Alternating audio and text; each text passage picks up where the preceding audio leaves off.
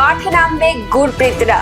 Governing বডির বৈঠক আইএফএতে, জমজমাট কলকাতা লিগ।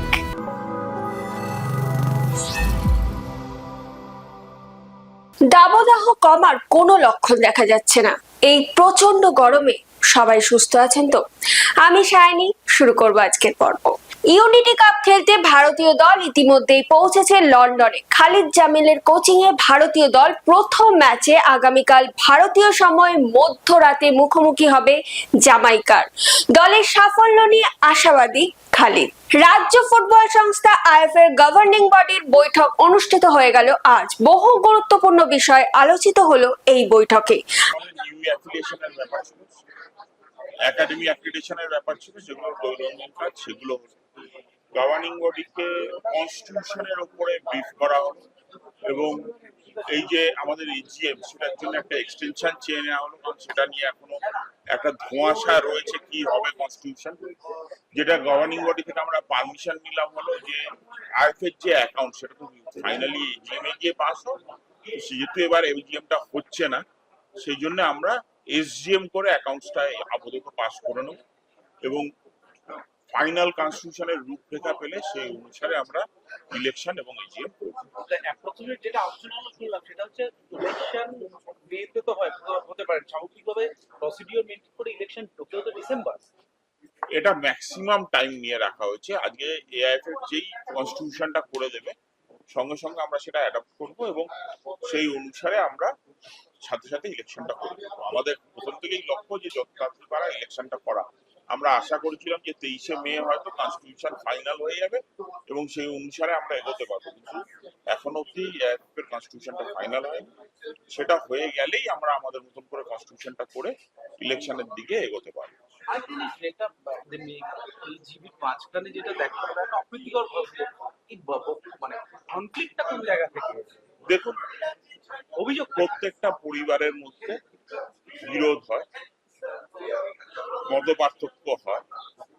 তো আইএফএতেও আইএফএ পরিবারে এত ক্লাব আছে, তার মধ্যে থেকে এতজন গভর্নিং বডি মেম্বার রয়েছে, তো বিরোধিতাও আছে তার মধ্যে। তো দুজন তিনজনের মনে হয়েছে যে এটা নিয়ে তারা সিন করবে, বিরোধিতা করবে। আপনারা নিজেরাও মিটিং এ উপস্থিত ছিলেন, আমার মনে হয় ওনাদের যা বক্তব্য ছিল আমরা শুনেছিলাম। এবং হাউসকে যখন জিজ্ঞাসা করা হয়, house rest of the member যারা উপস্থিত ছিলেন তারা সবাই বলেন যে না, এটা আলোচনা হবে। তো ওনাদের বক্তব্য ছিল আমরা আলোচনা করতে দেবো না। মিটিং ডিসরাপ্ট করা বা গায়ের জোরে আটকে দেওয়ার প্রচেষ্টা তো কাম্য নয়। নিশ্চয়ই আপনি আপনার মতামত রাখতে পারেন, মতামত রাখলে সেটা মিনিটসে রেকর্ডেড হবে। যেটা প্রেসিডেন্টও বললেন যে তোমাদের যা বক্তব্য তোমরা বলো, আমরা মিনিটসে রেকর্ড করে রাখবো, কিন্তু মিটিং ডিসরাপ্ট করে দেবো এই অ্যাটিটিউডটা কাম্য নয়। তবে ফাইনালি হাউস প্রিভেল করেছে এবং হাউস তাদের মতামত জানিয়েছে, সেই হিসেবে সুস্থভাবে আজকের মিটিং কমপ্লিট হয়েছে। যেটা বলছে যে অভিযোগের জায়গাটা বলছে যে রেজাল্ট নাকি পাল্টে দেওয়া হয়েছে সিএফসি, মানে রিপোর্ট গুলো পরে আপডেট করা হচ্ছে।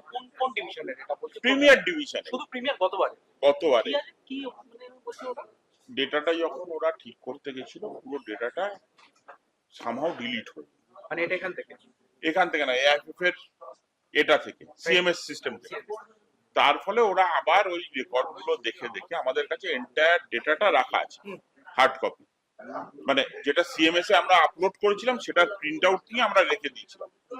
সেই রিপোর্টটা আবার ওরা আপলোড করতে শুরু করে। আপলোড করতে গিয়ে যখন সেটা দেখতে পায় যে কিছু কিছু ক্ষেত্রে প্লেয়াররা অন্য ক্লাবে চলে গেছে, তাহলে সেই প্লেয়ার গুলোকে ওরা দেখাতে পারছিল না। যার ফলে যখন এটা আমরা আলোচনা করি, তখন আমরা বলি যে এটা স্টপ করে দাও, এটাকে আর আপলোড করার দরকার নেই, কারণ ডেটাটা চেঞ্জ হয়ে যাচ্ছে। এবং আপলোড করার সময় দু একটা হয়তো ওদের ভুল হয়েছে, কোথাও একটা কার্ড মিস হয়েছে, কিন্তু এটা মাথায় রাখতে হবে যে টুর্নামেন্টটা শেষ হচ্ছে আগের বছর, এই বছর মার্চে নয়। এবং প্রত্যেকটা ম্যাচের রেজাল্টও তখন বেরিয়ে গেছে, তার এন্টায়ার সেট বা অরিজিনাল কপি আমাদের কাছে আছে এবং অরিজিনাল রিপোর্টগুলোর কপি আমরা এআইএফএফ কে বাই পোস্ট পাঠিয়ে দিয়েছি, আমরা ইমেলও করে দিচ্ছি এবং এআইএফএফ সেটা পেয়েছে, তার রসিদটাও আমাদের কাছে আছে। এই নিয়ে এআইএফএফ কোনো আপত্তি জানায়নি বা এআইএফএফ থেকে কোনো প্রশ্ন করেনি, ক্লাবরা কেউ আপত্তি জানায়নি। এখন কারোর মনে হলে তারা যদি এই টপিক তুলে মিটিং এ ডিসরাপ্ট করার চেষ্টা করে, সেটা তাদের ব্যাপার। কিন্তু এই ব্যাপারটা original match report including referee সব পাঠানো হয়েছে। কলকাতা ফুটবল লিগের পঞ্চম ডিভিশন বি গ্রুপের খেলা ক্রমশ পরিণতির দিকে এগিয়ে চলেছে, বাড়ছে উত্তেজনা। আজ ছিল একাধিক ম্যাচ, এক নজরে দেখে নেব সেই সব ম্যাচের ফলাফল। আজ কলকাতা ফুটবল লিগের পঞ্চম ডিভিশন গ্রুপ বি এর খেলায় বিজি প্রেস মাঠে এক্সেলসিয়ার্স ক্লাব 3-2 গোলে College of Games and Sports কে হারায়। হাইকোর্ট মাঠে কারবালা এসসি ও দুর্চিপাড়া এমএস এর খেলা গোল শূন্যভাবে শেষ হয়। ওয়াইএমসিএ মাঠে বাগমারি ক্লাব ও গার্ডেন রিচ এমএস এর খেলা 1-1 গোলে ড্র হয়। টাউন মাঠে রবার্ট হাডসন এসি ও শারদাচরণ এসির খেলা 1-1 গোলে শেষ হয়। এখন সময় ফুটবল কুইজ মগজাস্ত্রে। প্রথমে দেখে নেব গতকালের প্রশ্নের সঠিক উত্তর। গতকালের প্রশ্নের সঠিক উত্তর হলো 5 বার। উত্তর দিয়েছেন ফেসবুক পেজে পঞ্চানন দত্ত, আপনাকে অসংখ্য ধন্যবাদ। চলে আসি আজকের প্রশ্নে। প্রথমবার ইউনিটি কাপ চ্যাম্পিয়ন হয়েছিল কোন দেশ?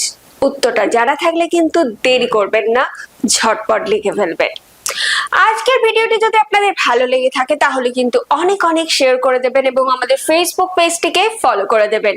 বাংলা ফুটবল এরকম আরো খবর জানার জন্য আমাদের ইউটিউব চ্যানেলটিকে সাবস্ক্রাইব করে বেল আইকনটি প্রেস করে দেবেন। আজকের মতো আমি এখানেই বিদায় নিচ্ছি, আবার আপনাদের সঙ্গে দেখা হবে আগামীকাল একটা নতুন পর্বে। শুভরাত্রি।